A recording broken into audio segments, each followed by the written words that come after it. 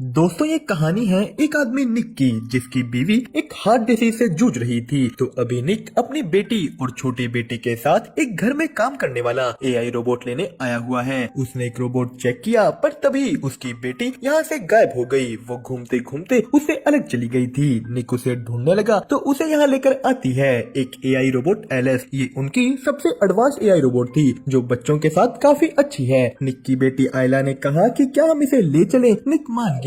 Alice अगले दिन उनके घर में आ जाती है। उसने निक से सबकी सारी डिटेल्स मांगी कि आप मुझे सबका टाइम टेबल बता दो। निक उसे घर दिखाकर आयला को स्कूल छोड़ने चला जाता है। एलिस ने पीछे से घर के सारे काम करने शुरू कर दिए। वो वहाँ फोटोज में निक की पत्नी को देखती है। निक जब वापस आया उनका घर बिल्कुल साफ पड़ा था। आज एलिस ने आयला की फेवरेट डिश बनाई है पर वो कह देती है कि ये मॉम की डिश की तरह नहीं। तभी निक का बेटा मैक्स रोने लगा। निक ने कह दिया कि ओह तुम तो हमेशा मुझे तंग करते हो। ये सब बातें एलिस सुन रही थी। तो रात को आयला उठकर किचन में कुकीज देने की कोशिश करती है पर तभी निक को उसके चिल्लाने की आवाज आई। आयला चेयर से गिर गई थी पर एलिस ने उसे पकड़ लिया। इसी बीच एलिस को चोट लग गई थी। वो अपने घाव पर बैंडेज लगाती है। निक उसे अपनी वाइफ के कपड़े देने आया तो इतनी देर में ही उसकी चोट भर गई थी। अगले दिन वो सभी निक की पत्नी मैगी को मिलने गए। एलिस भी उनके साथ जाती है। मैगी का कुछ दिनों में हार्ट ट्रांसप्लांट होना था। निक और मैगी बात करने लगे कि कैसे ये ट्रांसप्लांट होते ही वो दोनों एक दूसरे को सेटिस्फाई करेंगे। तो सीन शिफ्ट हुआ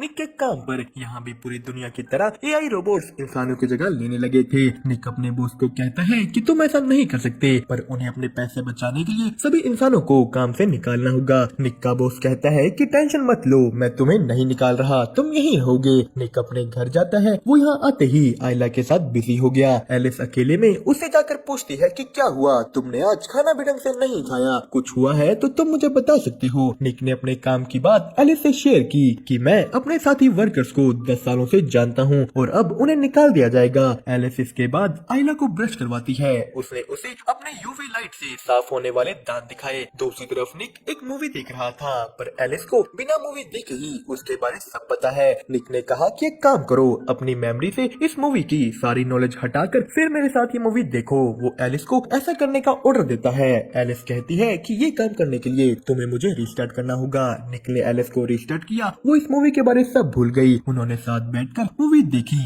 एलिस मूवी के इमोशंस को समझ पा रही थी पर तभी निक को मैगी का फोन आया। वो लोग अगले दिन हॉस्पिटल जाते हैं। आज ही मैगी की सर्जरी होने वाली थी पर उसने इससे पहले एलिस से अकेले कुछ बात की। वो उसे कहती है कि अगर मुझे कुछ हो गया तो तुम्हें निक का ख्याल रखना होगा। वो कहती है कि चाहे तुम्हें आधी बार उसके ऑर्डर्स के खिलाफ क्यों न जाना पड़े, बस उसका ख्याल रखना। मैगी की सर्जरी का टाइम हुआ पर तभी जो हार्ट ट्रांसप्लांट के लिए आना था वो एक तूफान की वजह से अब नहीं आ पाएगा। मैगी निक को कहती है कि तुम बच्चों को लेकर घर जाओ, मुझे अभी थोड़ी देर अकेले रहना है। निक घर जाकर गुस्से में पीने बैठ गया। तभी वहाँ एलिस आती है। निक गुस्सा था कि कैसे बस थोड़ी सी तेज हवाओं की वजह से आज उसकी बीवी मर सकती है पर एलिस ने उसे गुस्सा करने से रोका कि तुम अपने आप को चोट पहुंचा लोगे। यही निक देखता है कि एलिस की भी नब्ज चल रही है। उसके पास भी एक धड़कने वाला मैकेनिकल दिल था। एलिस ने कहा कि पर मेरा दिल तुम्हारी तरह कुछ फील नहीं कर सकता। यहाँ एलिस निक को टच करने लगी। वो कहती है कि तुम्हारे ब्लड प्रेशर को देखकर मैं बता सकती हूँ कि तुम्हें अच्छा लग रहा है, इससे तुम्हारी स्ट्रेस कम होगी। पर निक ने मना कर दिया। वो यहाँ से चला जाता है पर ये चीज उसके दिमाग से नहीं निकलती।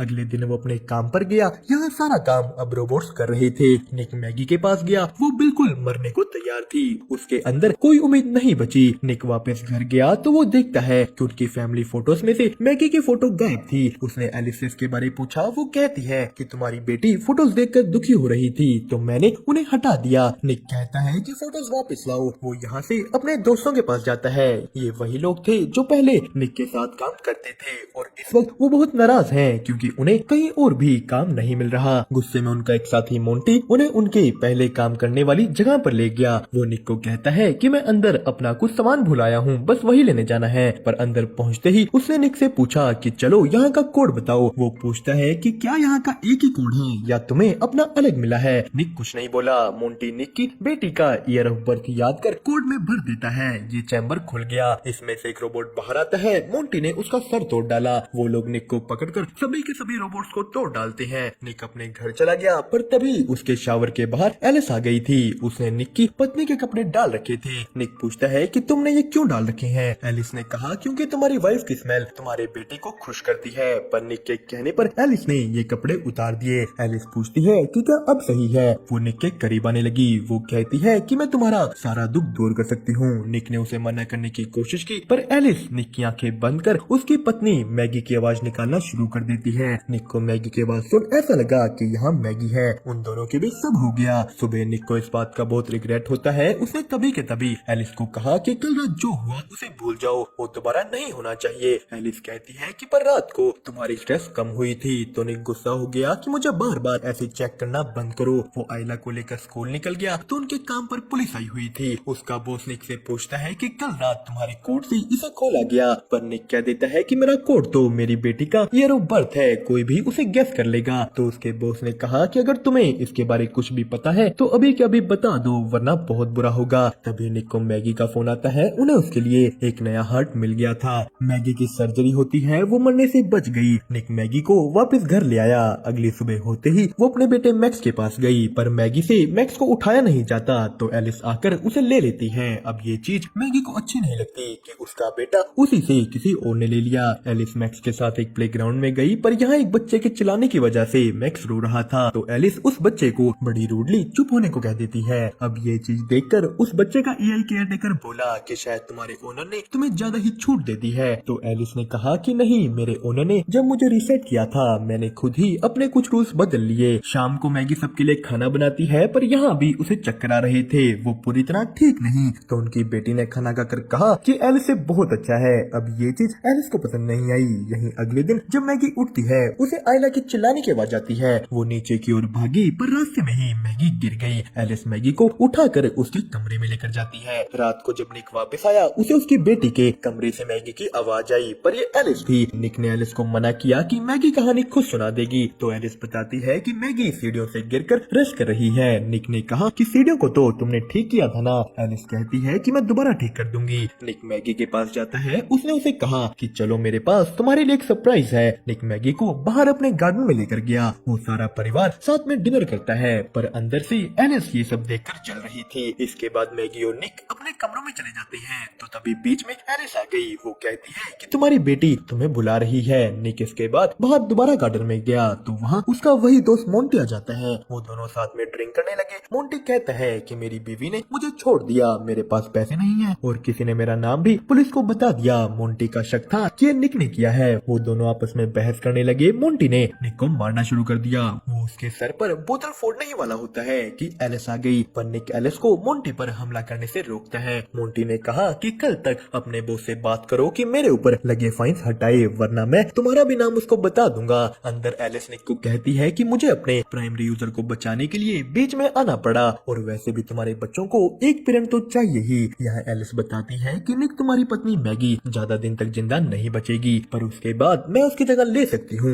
निक ये सुनकर गुस्सा हो गया कि तुम कभी भी मैगी नहीं बन सकती। मैगी के पास दिल है, उसे दर्द होता है, उसके पास उस दर्द के निशान हैं। तो एलिस ने कहा कि बताओ निक, मैं भी निशान बना लूंगी। निक यहाँ से जाकर सो गया। यही दूसरी तरफ मोंटी अपने पत्नी को वॉइस नोट भेज रहा था कि प्लीज मेरे पास वापस आ जाओ, पर वहाँ एलिस आ जाती है। उसने मोंटी को कहा कि तुम निक को और परेशान नहीं कर सकते, वो पहले से ही स्ट्रेस में है। मोंटी एलिस की बात नहीं सुनता। उसने उस पर गन तान दी, पर एलिस मोंटी से ज्यादा ताकतवर थी। वो पहले मोंटी की रोबोट को मारती है और फिर मोंटी को। तो सुबह निक अपने बॉस के पास पहुंचा। वो उसे कहता है कि प्लीज मोंटी के ऊपर लगे फाइन्स हटा दो, पर यहाँ उसके बॉस ने निक को बताया कि मोंटी तो मर गया है। निक को इस बात पर विश्वास नहीं होता। इधर उनके घर में एलिस मैगी की मदद करती है। वो कहती है कि मैं तुम्हें छोड़कर नहीं जा सकती, क्योंकि तुम्हारी दवाइयों की वजह से तुम बेहोश हो सकती हो और यहाँ बाथटब में तुम मर भी जाओगी। एलिस मैगी को कहती है कि निक पहले से ही बहुत स्ट्रेस में है और ये सब उसको और दुख देगा, खास करके जब तुम उसको पूरी तरह सेटिस्फाई नहीं कर पा रही। मैगी पूछती है कि तुम्हें कैसे पता कि वो सेटिस्फाई है या नहीं। एलिस ने कहा कि जब निक सेटिस्फाई होता है उसका ब्लड प्रेशर और स्ट्रेस कम होती है। मैगी ने कहा कि तुम्हें ये कैसे पता। वो समझ जाती है कि निक और एलिस ने सब कुछ कर रखा है। मैगी ने गुस्से में एलिस को गैराज में भेज दिया। वो निक से इसके बारे पूछती है। निक ने सफाई देने की कोशिश की कि मैगी वो एक मशीन है, पर यहाँ उनका बेटा मैक्स ऊपर रो रहा था। एलिस ने मैक्स की रोने की आवाज सुनी। उसे याद आता है कि मैक्स रोकर हमेशा निक को तंग करता है। उसने ले जाकर मैक्स को बाथटब में डाल दिया। ये सब यहाँ आयला देख लेती है। उसने निक को बताया। निक बाथरूम के अंदर जाने की कोशिश करने लगा, पर एलिस ने दरवाजा पकड़ रखा था। मैगी दूसरी तरफ से एक खिड़की में से अंदर आई तो एलिस ने उसे भी पकड़ लिया। निक अंदर आकर उसे छुड़ाता है। एलिस गुस्सा हो गई। निक ने एलिस को बिजली का झटका दे दिया, वो बंद होकर गिर जाती है। मैक्स को हॉस्पिटल ले जाया गया। यहाँ मैगी निक को कहती है कि बच्चों के साथ मैं अकेली जाऊंगी, मुझे सब सोचने के लिए थोड़ा टाइम चाहिए। तो दूसरी तरफ कंपनी वाले एलिस को रिपेयर के लिए ले गए, पर यहाँ जैसे ही वो एलिस के दिमाग को निकाल कर अपने सिस्टम से कनेक्ट करते हैं, एलिस ने उनके पूरे सिस्टम को ही हैक कर लिया। वो अपने आप को पूरे सिस्टम में कॉपी कर देती है।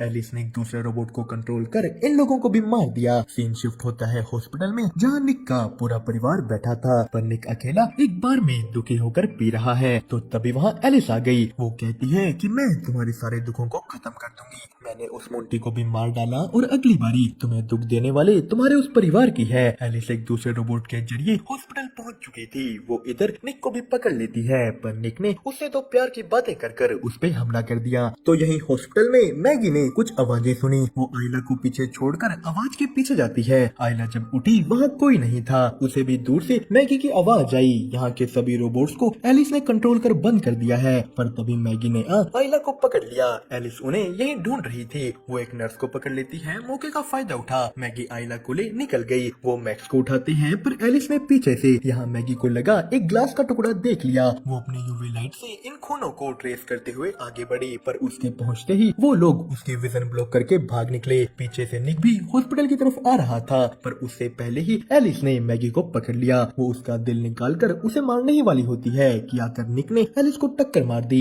मैगी जाकर निक को कार से निकालती है, पर निक बेहोश हो चुका था। वो मैगी के उठाने पर भी नहीं उठ रहा। तो इधर एलिस उठ चुकी थी। वो मैगी को पकड़कर फिर से मारने ही वाली होती है कि पीछे निक आ गया। निक और मैगी मिलकर अब की बार एलिस को पूरी तरह बंद कर देते हैं। वो पूरा परिवार बच गया। निक का हॉस्पिटल में ट्रीटमेंट किया जाता है, पर दूसरी तरफ इस रोबोट कंपनी का मालिक अपने उस रिपेयर सेंटर में पहुंचा। वो लोग जैसे ही फिर से इन कंप्यूटर्स को ऑन करते हैं, एलिस फिर से एक्टिव हो गई। वो अपने आप को कॉपी करना शुरू कर देती है। उसने बाकी रोबोट्स को भी कंट्रोल कर लिया। एलिस फिर से जाग गई। दोस्तों, इसी के साथ होती है कहानी यहीं पर खत्म। आपको इसकी एक्सप्लेनेशन कैसी लगी हमें कमेंट करके जरूर बताएं, और साथ ही साथ वीडियो को लाइक और चैनल को सब्सक्राइब करना मत भूलिएगा।